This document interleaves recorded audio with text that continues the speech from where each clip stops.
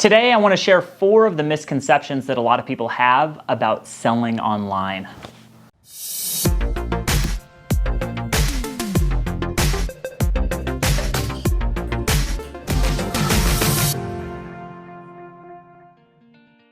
Hello, Dale Majors here, and welcome to another video. If you're new to the channel and want to learn more about entrepreneurship and really just getting better tomorrow than you are today, then follow along and subscribe. Thank you for being here.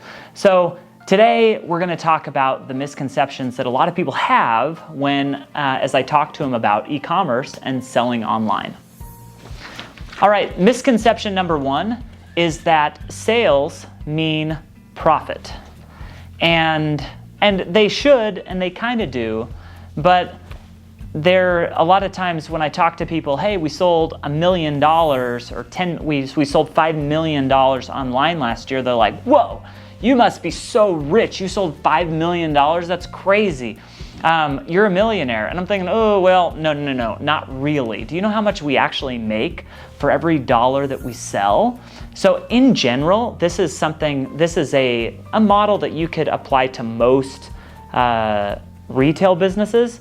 For every dollar they sell, they're going to make between 3 and upwards of maybe 18 cents. Okay? That's about what you're going to get. A lot of people doing retail businesses are only making 5 or 10% profit. So if they sell $1 million, then they're making between 50 and 100 grand. And that's still okay, but it's not $1 million, okay? If you are creating your own product, really highly successful businesses, if they can make 20% net margin, if they can sell $1 million and keep 200,000 of that in the bank, then that's a really healthy business. So that's the misconception number 1, is sales are not profits. All right, misconception number 2, and it has to do a lot with 1, and we've already talked a little bit about it, but profit margins. Profit margins are a lot lower than other people would think. And I want to call out specifically, and this is a change that's happened on eBay, Amazon, and on Google. So let's go to Google first. Back in the day, they used to have, and this was, 8 years ago or something, they had product listing ads, like a product listing database where you could submit your products to the feed to Google, and they would send you traffic for free. Overnight, that became paid, and what we used to get for free, we ended up paying like $5,000 a month for.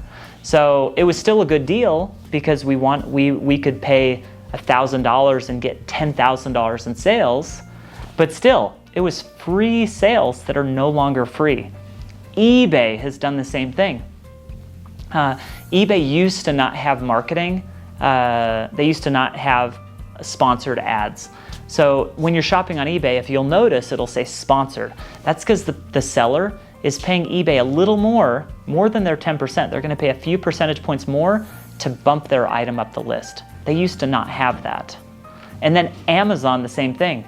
There are a lot of brands that on top of the 15% that they're paying Amazon, they are paying another 15, 20, 25, 30% in marketing to get the product sold. I've seen a lot of campaigns where people are paying 50 cents for every dollar for the sales that they're getting on Amazon. It's crazy. All right, the third misconception is that you don't need a lot of money. And let's talk about this a little bit. There's a really high need for cash in e-commerce businesses. If you were doing consulting or selling something, manufacturing where you use raw materials and then you're having all the sales immediately, those are going to kick off a little more cash. Where if you're in a retail or product business, you're putting a lot of your cash in the product. Say that you put a lot of cash in the product and then you have all those sales, you're only keeping 10% of that. And a lot of that money is going towards buying more product. So you need some cash to start with, and probably more than you think. I don't want to discourage you, and that seems very discouraging, but just a lot of the companies that I see getting in trouble, it's because they don't have enough cash. All right, misconception 4 is that you can passively own an e-commerce business. And people have done it, and I've tried, and I'm still trying, but especially if it's the first time that you're getting involved in e-commerce, you really have to be all in. It takes a lot of work. It's a very competitive space, and you need to be all in. It won't be something that you just casually do. That being said, there are exceptions to every single rule, but in general, if you're gonna be successful in e-commerce, you have to be all in and completely engaged. So I hope these were helpful. And if you have any other questions, feel free to drop them in the comments.